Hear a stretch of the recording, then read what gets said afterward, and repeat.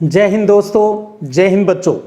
पिछले video class में हमने भारत के अंदर प्रवास के कंसेप्ट को अच्छे से समझ लिया है। आज हम भारत के अंदर प्रवास के कारण क्या है और प्रवास के परिणाम क्या है उसको पढ़ेंगे। बोर्ड परीक्षा की दृष्टि से ये जो दोनों ही जो टॉपिक है वो बहुत ही इम्पोर्टेंट है। चलिए पहले बात करते हैं प्रवास यानी माइग्रेशन के कारण क्या है। देखिए दो प्रकार के कारण हैं। एक तो है प्रतिकर्ष कारक यानी पुश फैक्टर, दूसरा है अपकर्ष कारक यानी पुल फैक्टर।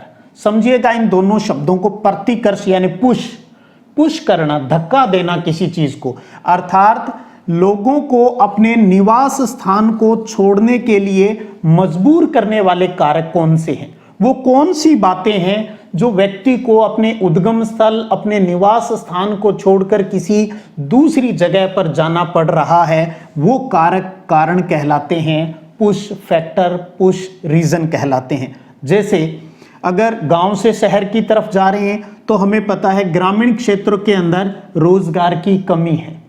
दूसरा है उन्हें वहां नियमित रूप से काम है वो नहीं मिलता, रेगुलर वर्क नहीं मिलता। जब काम नहीं मिलेगा तो दिहाड़ी कहां से मिलेगी। और गांव के अंदर स्वास्थ्य और शिक्षा की सुविधा है उनकी बहुत ही कमी रहती है। और वो इलाका जहां पर बाढ़, सूखा, अकाल पड़ता है, तूफान आ जाते हैं, भूकंप आ जाते हैं, सुनामी लहरें उठती है, जहां युद्ध की या आतंकवाद की जो समस्याएं रहती है वो, या आपदाएं जिनको हम कहते हैं, वो चीज़ें जहां पर ज़्यादा होती है वहां से लोग दूसरी जगह पर जाना पसंद करते हैं। तो ये वो कुछ कारक है, कुछ कारण हैं जिनकी वजह से लोग एक स्थान से दूसरे स्थान पर जाने को मजबूर होते हैं। ये प्रतिकर्ष कारक कहलाते हैं। अब बात करें पुल फैक्टर, खींचने वाले, यानी वो कौन सी चीजें हैं जो व्यक्ति को उस जगह पर आने के लिए अट्रैक्ट करती है, आकर्षित करती है, उन्हें कहा जाता है पुल फैक्टर।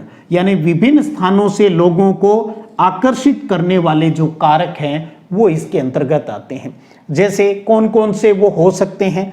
अगर गांव से कोई व्यक्ति, यहाँ गांव का एक व्यक्ति है, इन समस्याओं की वजह से शहरों की तरफ जा रहा है, तो शहरों में वहां कुछ उसको अच्छा दिख रहा होगा तभी तो जा रहा है। जैसे क्या नगरों में रोजगार के अवसर है, वहां पर उसको रेगुलर है वो काम मिल जाता है, या अर्थात नियमित रूप से काम भी वहां मिल जाता है, और काम के बदले हैं वो वेतन यानी तनख्वाह है, जो दिहाड़ी है वो ज्यादा मिल जाती है। वहां पर शिक्षा के बेहतर अवसर हैं, अच्छे स्कूल, कॉलेज, हायर एजुकेशन के जो कॉलेज हैं वो आपको शहरों में या उस स्थान पर जहां वो व्यक्ति जा रहा है कि जिस उद्देश्य की प्राप्ति के लिए। अच्छी स्वास्थ्य सुविधाएं यानी हॉस्पिटल की सुविधाएं हैं, जहां अच्छी मिलेगी वहां लोग जाना पसंद करेंगे। जहां पर मनोरंजन, इंटरटेनमेंट के साधन अच्छे हैं वहां जाना लोग पसंद करेंगे। सीधी सी मोटी मोटी अगर हम बात करें, भारत से जो पुरुष हैं वो ज्यादा माइग्रेट होते हैं। किस वजह से होते हैं?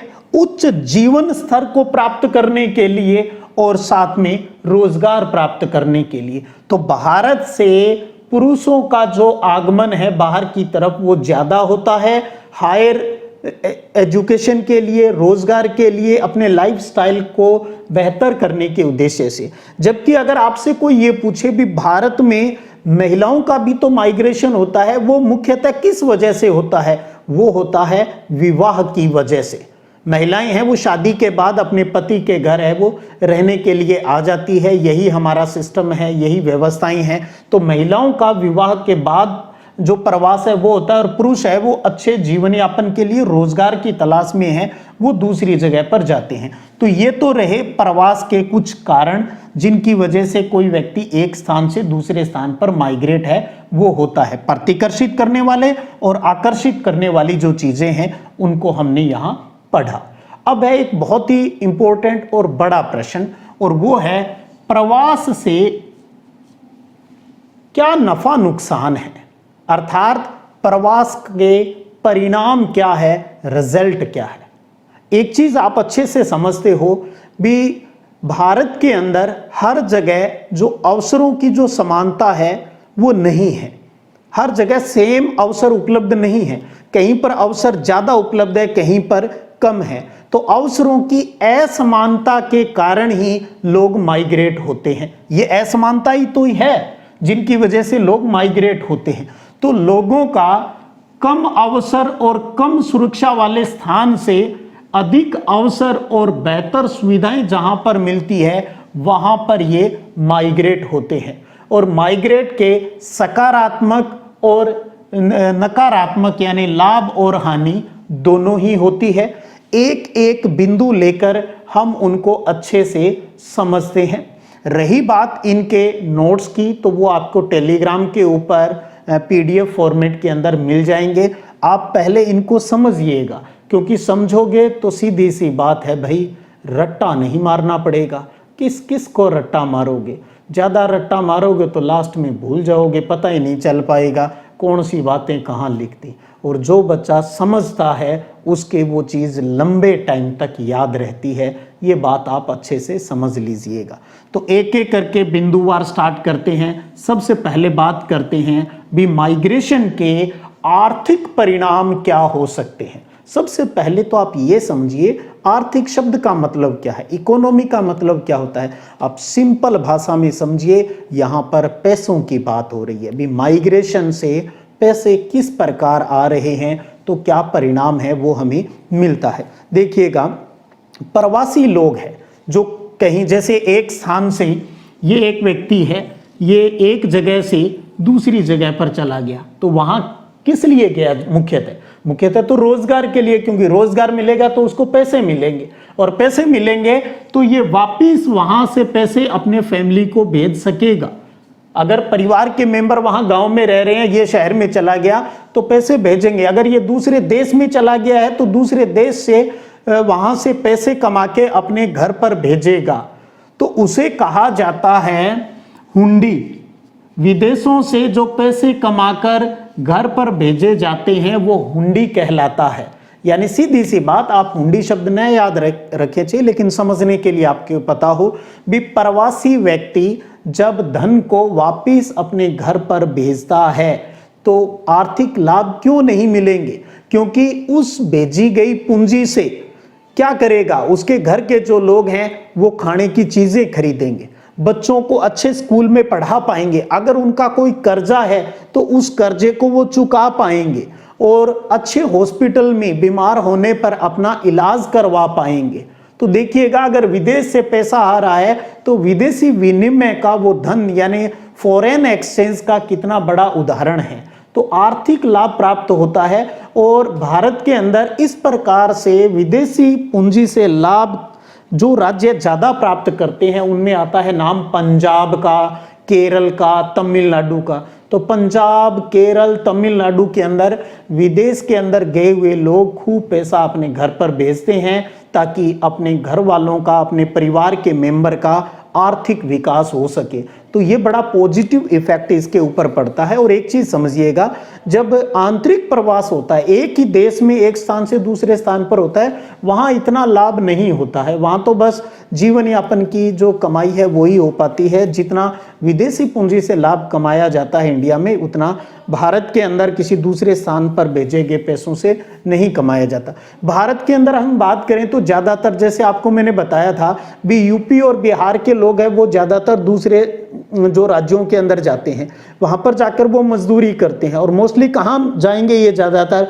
ये जो पंजाब है, हरियाणा है, उन इलाकों में ये ज्यादा जाते हैं।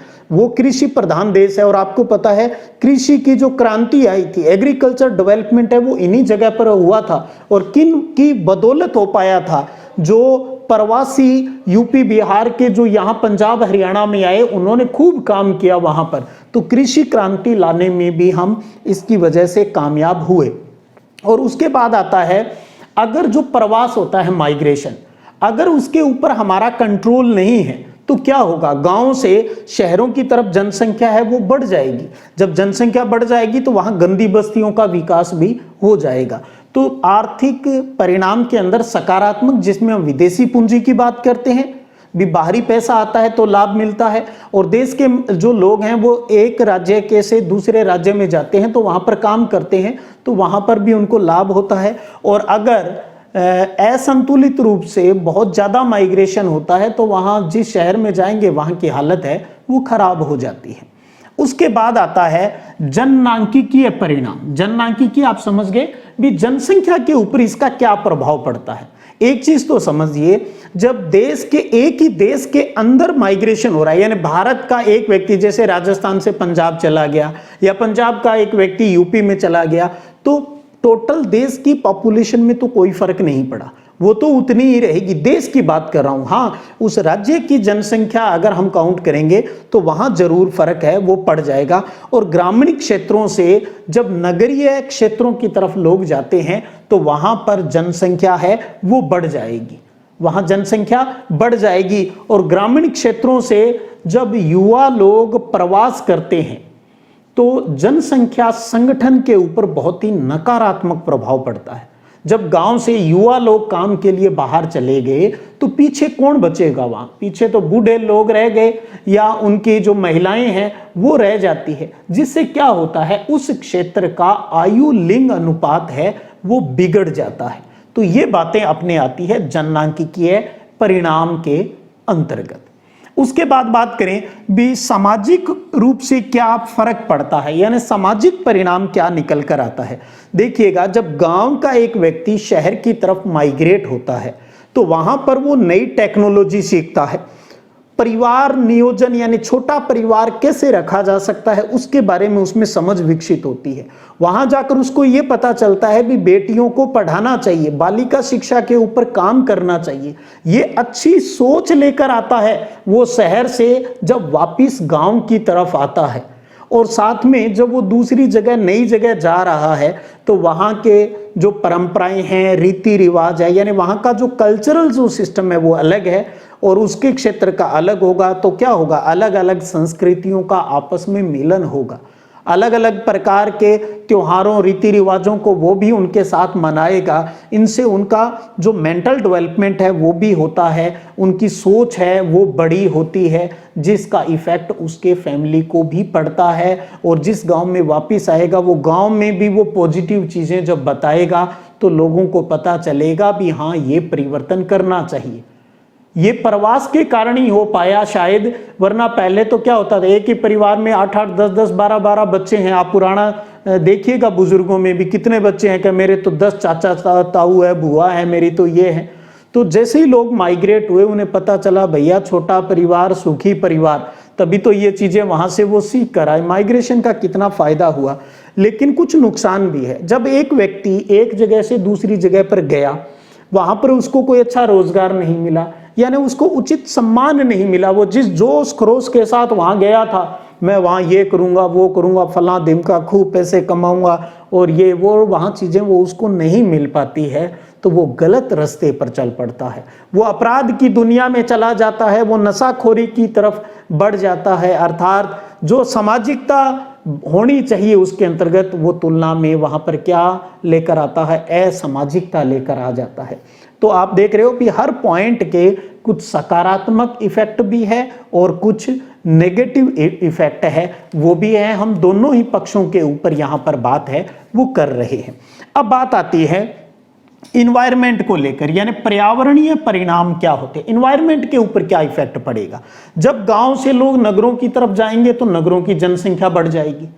अब उनको रहने के लिए जगह भी तो चाहिए, जगह वहां पर कैसे खरीद पाएंगे, पैसे हो तो खरीद पाएंगे। तो क्या होगा, वो वहां पर झुग्गी झोंपड़ियां बसा लेंगे, यानी बहुत कम जगह पर ज्यादा लोग रहने लग जाएंगे। जब थोड़ी जगह पर ज्यादा लोग रहेंगे तो वहां पर पॉल्यूशन की समस्या आ जाएगी, वहां वायु प्रदूषण होगा, जल प्रदूषण वहां पर होगा और उनके मल मूत्र के निपटान की कोई व्यवस्था नहीं होती है। वहाँ झुग्गी झोंपड़ियाँ हैं वो विकसित हो जाएगी, उनका जो ठोस कचरा है उनका अच्छे से मैनेजमेंट है वो नहीं हो पाएगा। तो इन्वायरमेंटल रूप से भी बहुत इफेक्ट है वो उस क्षेत्र के ऊपर पड़ता है। किसकी वजह से? माइग्रेशन की वजह से। अब इन 4 प्रमुख कारणों के अलावा और क्या क्या परिणाम हो सकते हैं, कुछ सामान्य बातें हम इसमें भी कर लेते हैं। हमने आपको बताया था ग्रामीण क्षेत्रों से पुरुषों का अधिक प्रवास होता है और उनकी जो वाइफ्स होती है, पत्नियां हैं, वो पीछे ही रह जाती है और वो बेचारी पीछे रह जाती है तो शारीरिक और मानसिक रूप से भी बड़ी प्रेशर में रहती है। भी घरवाला तो बाहर चला गया, वो घर पे हो सकता है सासू उसको कोई टोट के मारे करे, तो इस प्रकार की समस्याएं भी माइग्रेट परिवारों के अंदर देखने को मिलती है। और अगर पॉजिटिव की बात करें, अगर एजुकेशन और रोजगार के लिए अगर महिलाओं का प्रवास हो रहा है तो बड़ा ही महिलाओं के अंदर स्वायत्तता यानी स्वतंत्रता की भावना विकसित होती है और आर्थिक विकास में वो बहुत ही अपना अमूल्य योगदान है वो देता है, वहां पर उनको मिलता है। तो इस प्रकार आप समझ पा रहे हो भी माइग्रेशन के लाभ भी हैं और हानियां भी हैं। और आपसे एक बड़े प्रश्न के रूप में से पूछा जा सकता है भी प्रवास के परिणामों को समझाइए, या अलग अलग दो दो नंबर में पूछे जा सकते हैं भी प्रवास के आर्थिक परिणाम बताइए, जनसांख्यिकीय परिणाम, सामाजिक परिणाम। तो आप सोचिएगा, आप समझ विकसित करें अपने अंदर। आर्थिक यानी पैसों की बात हो रही, व्यक्ति बाहर जाएगा, विदेशों से पैसा भेजेगा, घर पैसा आएगा तो वो अपने खाने की चीजें, बच्चों की पढ़ाई, हॉस्पिटल की चीजें हैं वो खरीद पाएगा, ये चीज लाभ होती है। और अगर कोई ज्यादा नहीं कमा रहा तो किसी दूसरी जगह वो जाएगा तो वहां के डेवलपमेंट में वो अपना योगदान दे पाएगा।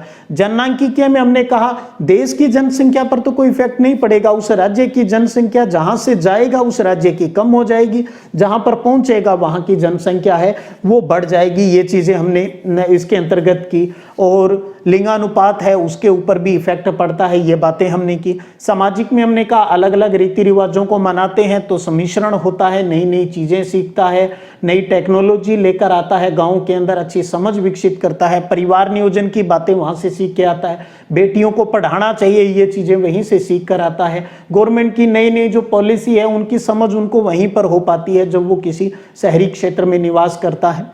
और पर्यावरण के अंदर आपको बताया जनसंख्या ज़्यादा होगी तो रहने की समस्या आएगी, वहाँ रहेगा, झुग्गी झोंपड़ियाँ बसाएगा, स्लम डेवलप हो जाएगी। आपने सुना होगा मुंबई की धारावी बस्ती, कोरोना काल में उसका भी खूब जिक्र रहा था, जहाँ कोविड खूब फैला, बहुत ही थोड़ी सी जगह में सैकड़ों लोग हैं वो एक ही जगह पर रहते हैं, टिन और छप्पर के बने हुए मकान और एक एक टॉयलेट के ऊपर हजार हजार लोगों की व्यवस्था वहाँ पर होती है। बहुत ही बुरा हाल हो जाता है, पर्यावरण है वो काफ़ी पॉल्यूट हो जाता है।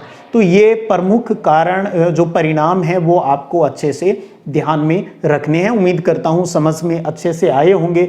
आपका जो भी क्लास लेने के बाद जो भी आपको लगता है कैसा रहा क्लास का, आप कितनी चीज़ें अच्छे से समझ पाई, कमेंट जरूर किया करो। वो मेरे लिए एक मोटिवेशन के रूप में काम करता है, मुझे अपने आप में इम्प्रूवमेंट करने का भी मौका मिलता है। और अब सबसे लास्ट में एक बहुत से प्यारे से प्रश्न को लेकर आपकी पाठ्यपुस्तक में एक प्रश्न दिया है कि मेघालय में स्त्री विवाह प्रवास कानून क्यों भिन्न है।